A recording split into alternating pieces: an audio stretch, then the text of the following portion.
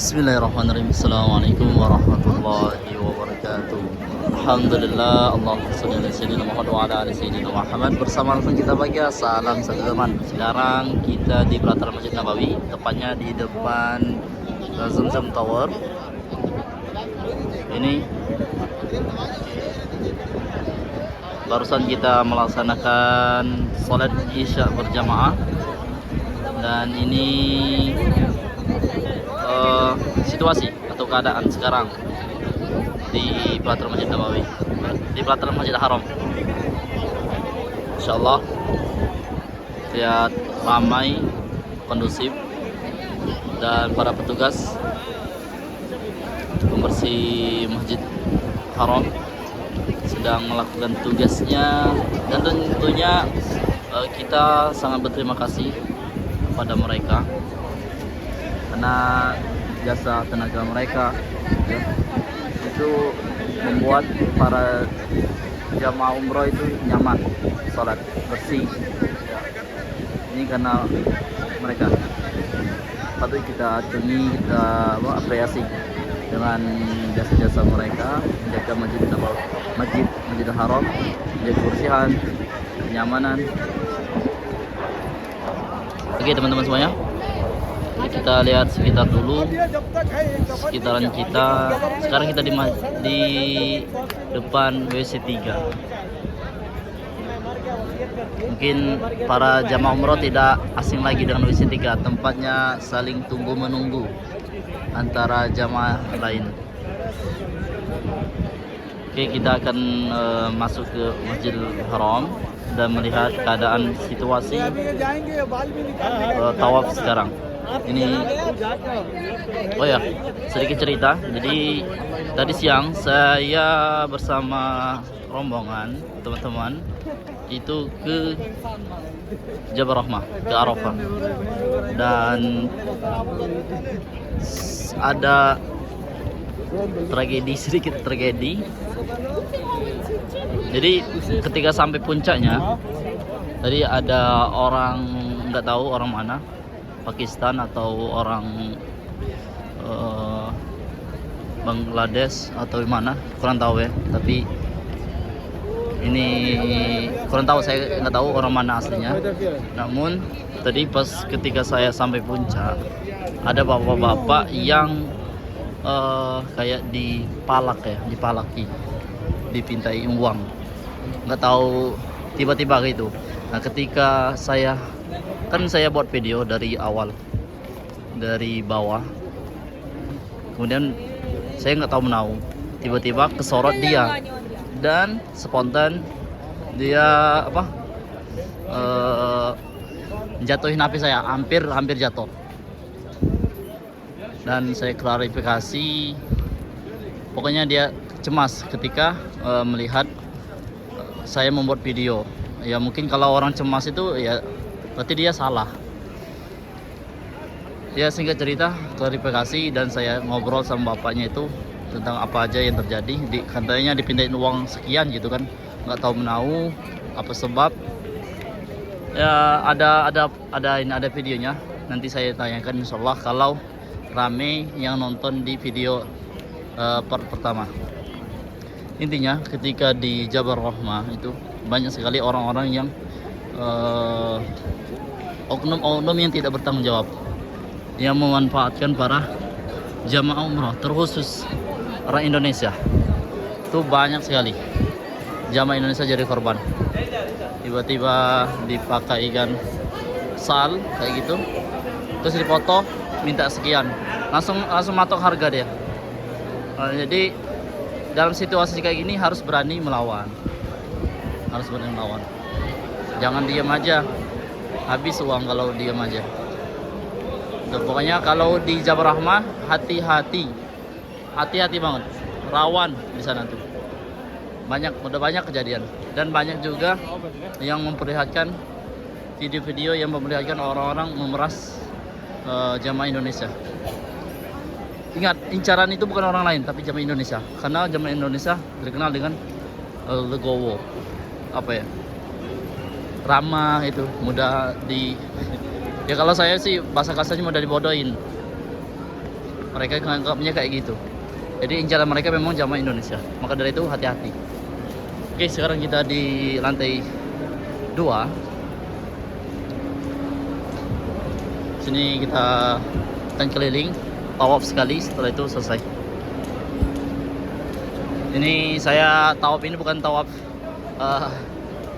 ini ya, tapi tawaf untuk memperlihatkan teman-teman semua keadaan Masjid Masjidil Haram, dan sambil kita ngobrol-ngobrol dan melihat situasi-situasi yang ada di sini. Ini kayaknya lagi ada pengerjaan, makanya ditutup. Tapi insya Allah di depan sana tuh nggak ada.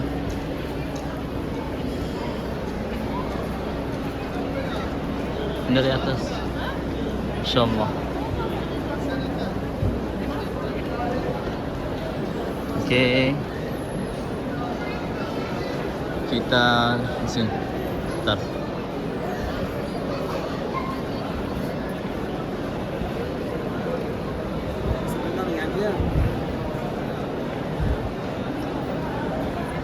Kita ambil bagian depan apa? Bagian depan Ka'bah, tapi kayaknya nggak bisa. Soalnya lagi ada pengerjaan juga. Sekeliling. Kayaknya nggak bisa semua. Coba kita di sini.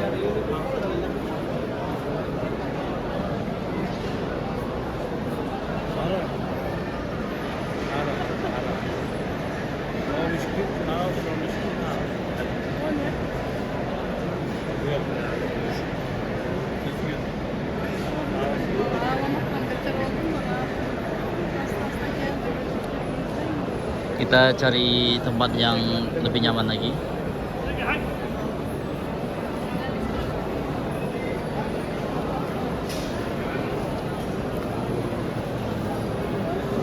Insyaallah 24 jam tidak pernah berhenti yang tawaf.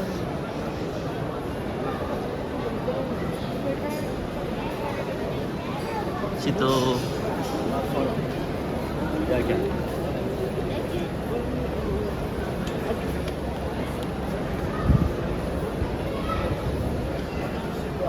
ini sa'i,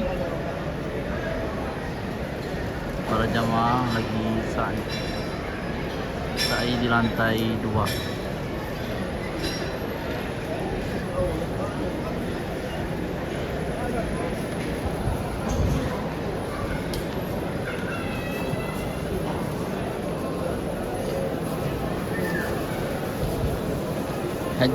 Haji itu panggilan umum untuk para jamaah yang ada di sini.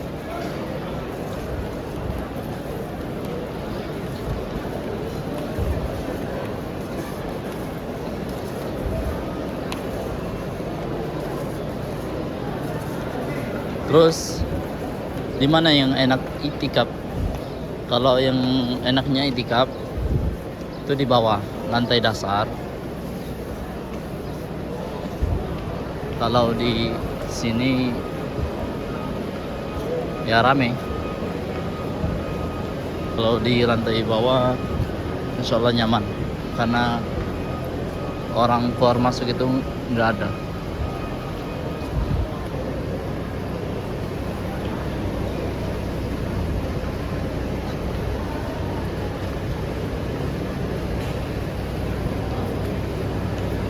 Sedang pengerjaan.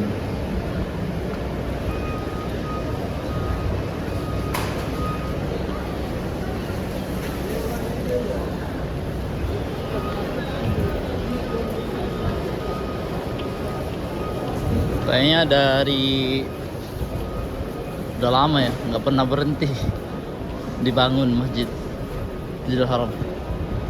Kalau Masjid Nabawi kan nggak ada lagi pengerjaan, inovasi. Tapi kayak kalau Masjidil Haram itu nggak pernah berhenti, direnovasi, diperbarui.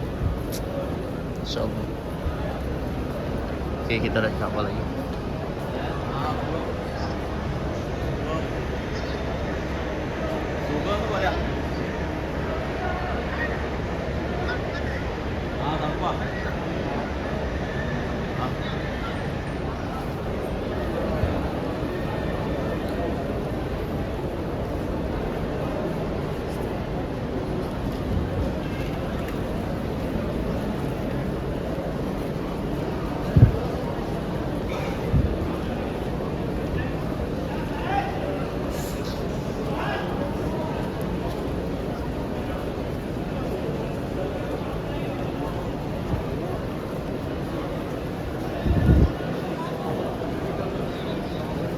Kalau tawaf di atas ini, saya sempat dapat info dari teman-teman.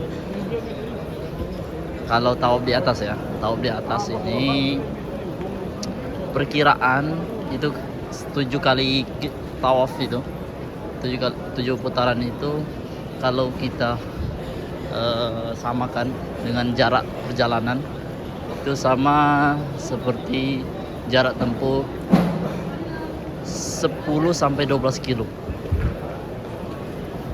Jadi teman-teman kalau mau ini apa, jalan-jalan atau olahraga, ini bisa 7 kali putaran sama hampir ya 12 kilo kata teman. Tapi kalau di bawah cepat, semakin dekat dengan Ka'bah semakin cepat kita tawaf. Terus di jam-jam berapa yang enak tawaf itu? Enak tawaf itu di jam-jam orang jam berapa ya? Jam 1 sampai subuh. Jam 1 malam sampai subuh itu lumayan nggak terlalu ramai. Kemudian setelah asar, kemudian waktu jam sarapan ya, waktu jam sarapan itu juga nggak apa, enak tawafnya, nggak padat.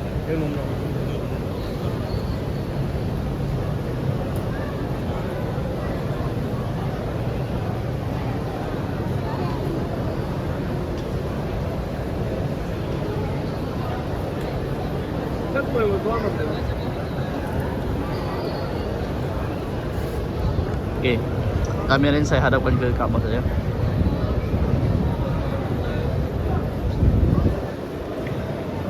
Insyaallah kiblatnya umat Islam di seluruh dunia.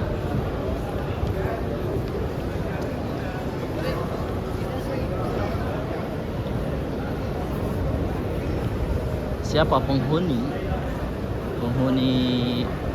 Makkah pertama kali? Ya kita ketahui bahwasanya bapaknya manusia yaitu Nabi Adam pertama kali. Namun setelah itu keluarganya Nabi Ibrahim, Nabi Ismail, penduduk pertama setelah Nabi Adam, ke istri Nabi Ibrahim, yaitu Siti Hajar. Kemudian putranya Nabi Ismail yang bermukim di sini.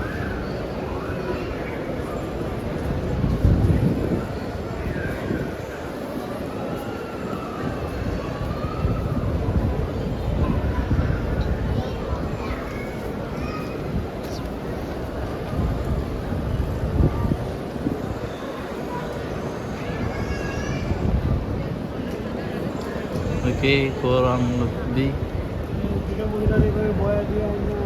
nih baru setengah ya, baru setengah putaran sudah. Ada lagi sini.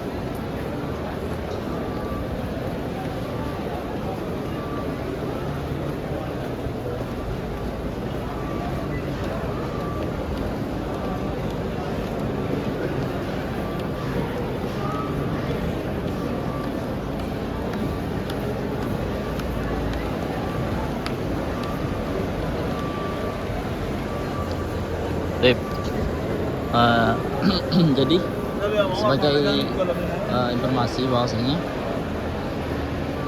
haji, umroh, rangkaian ibadah-ibadah di dalamnya itu yaitu ibadah fi'liyah, bukan qauliyah.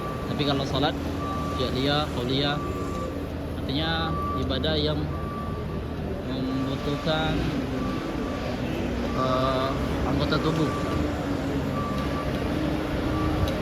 Jadi ketika teman-teman, sahabat semuanya, tawaf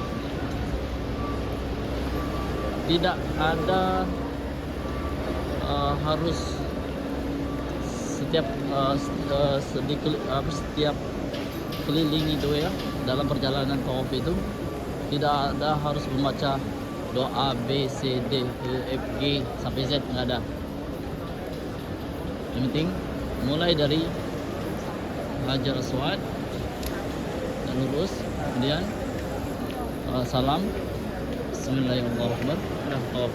Diam tetap sah tawafnya, karena ini ada ibadah dia bukan kau dia.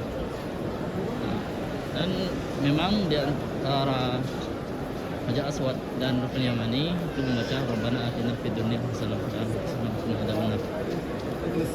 Jadi jangan ini sini saya cuman ini bukan nggak boleh baca doa ya, bukan nggak boleh, tapi di sini saya mengingatkan jangan terlalu pening atau pusing